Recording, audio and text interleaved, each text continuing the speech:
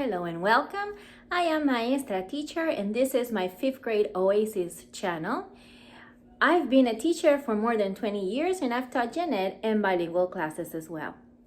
In today's video, I would like to share with you some tips of things that you can do that I do when I get observed by my principal in order to get a better evaluation. If you are a brand new teacher, know that you will be visited by either your principal or your assistant principal or other people from your district to observe your teaching and to observe your class. They usually will evaluate you, give you scores, maybe they'll give you a rubric ahead of time so you know what the expectations are. You as a teacher have a job to do and the principal and administrators have a job to do as well. You will be visited several times a year. It depends on your districts. You will have two types of observations. It can be informal observations or something called a spot observation, or it can also be a formal observation, one that you actually meet first with the principal before teaching, where you discuss what your class will be about and all that. And then the principal comes into your classroom at a certain time, agree upon the two of you, and then after the post observation where you sit down and discuss the observations of this principal. If you are a brand new teacher, you'll probably visit it more often than a veteran teacher because they're trying to see what kind of teacher you are and they're trying to help you out and see, give you different tips and advice of how you can make your classes better. Observations are very important because it will determine basically the kind of teacher that you are. Meaning, in some districts, these evaluations are used to determine a level of teacher. In other districts, this can also be used to determine the salary of a teacher because they will combine your score from your evaluation with the test scores that you have, and then that's how you achieve a level in teacher. Not all teachers are the same. An administrator is not just going to walk in there and make some marks and that's it. They have to base their evaluation on some sort of rubric.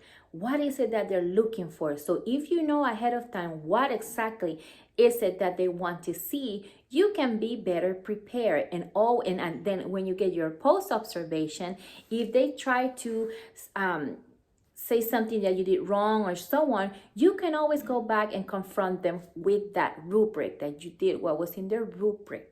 I know observations can be very, very stressful for some teachers.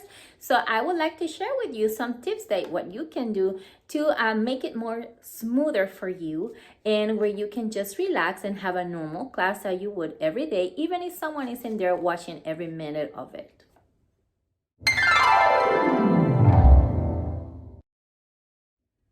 My first tip is that preparation is key.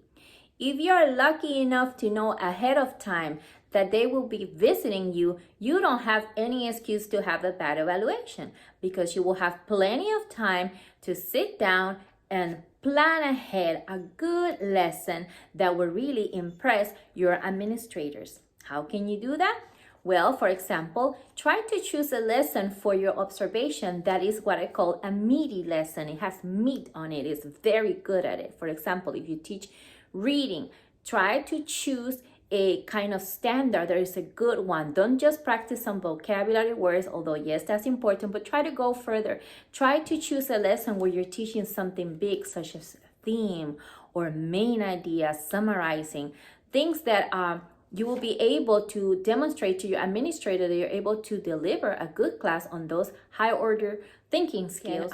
Have maybe the lesson cycle where you have, again, the beginning of the class where you are directly teaching a few minutes, then you have work in pairs, work in groups, work together with the students, and then the students work on their own so the administrator can see all those different phases of your class. And of course, at the end, make sure you have in your lesson plan what's going to be the demonstration of learning or mastery, that exit ticket that the principal or administrator should be able to see that the students were able to master the skill that you taught in that visit.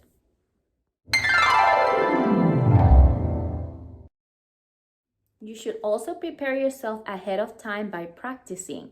maybe you can write the lesson plan. But once sometimes we write lesson plans, but when we go and do it in the actual class, maybe things go the lesson plans was maybe too short or way too long. So make sure that if your observation is tomorrow, the day before, you practice yourself more or less. You don't need to.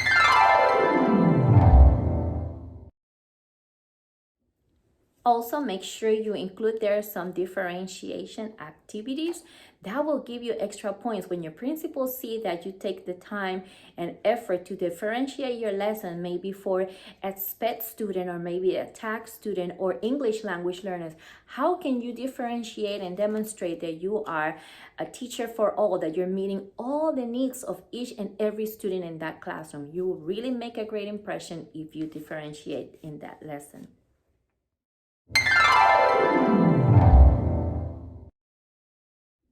Another tip is also that you can use some technology. Make sure that you're not making just one boring class that is just only you talking in front of them. Make sure you have integrate some technology, pictures, maybe a video that to help you deliver the lesson.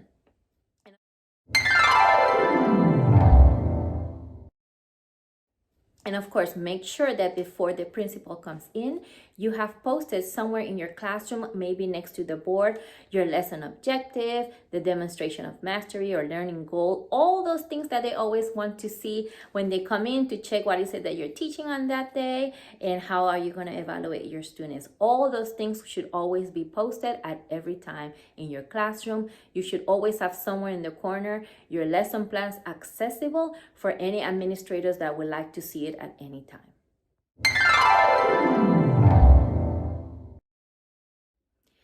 Another tip is that you should know that classroom control is a must. Classroom management is a big deal. You cannot deliver a successful lesson if you have zero classroom control, especially if you are going to be observed, because not only are they going to see you observing, delivering the lesson and all the things that we just talked about, they also want to see how you are in management control. Do you know, are the students following the rules? Do you have classroom organization? Are the students just shouting out answers, or do you have a specific way in which they share their answers and so on? Classroom control is a must. I know of some teachers who, when they know ahead of time that they're going to be observed, they go ahead and tell the students the day before, like, hey, tomorrow we're going to be observed, so please help me out, be on your best behavior. And it's fine. There's nothing wrong telling your students. Sometimes what I do is I tell my students, hey, you guys are going to be observed. I don't tell them it's me. I tell them it's them. I tell them the principal is coming to see you guys working because she wants to see how well you're doing in this class. So make sure you show her the best. And by putting the burden on them, they actually believe that they are observed. So they usually do their very best.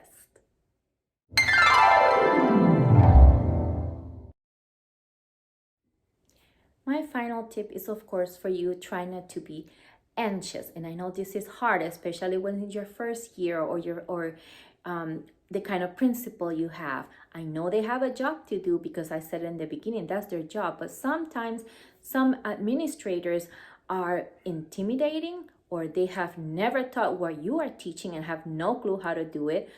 You are a professional, and just like them, you study just like them, you follow a curriculum, and maybe it might take some time for you to get used to what you're doing now. Maybe you are teaching something else. But that doesn't mean that you should be intimidated by anybody. Remember if you feel that you are being mistreated or some sort of harassment, or you think discrimination, every district should have an office called Employee Relations, where you can develop a case against your supervisor or principal if you feel this person has something against you personally. And of course, there's schools everywhere. If in the end you feel that you don't click there because you don't feel welcome, you don't feel good enough with your principal, that the communication is bad, or things are just not going well, you can always apply to another school and move on.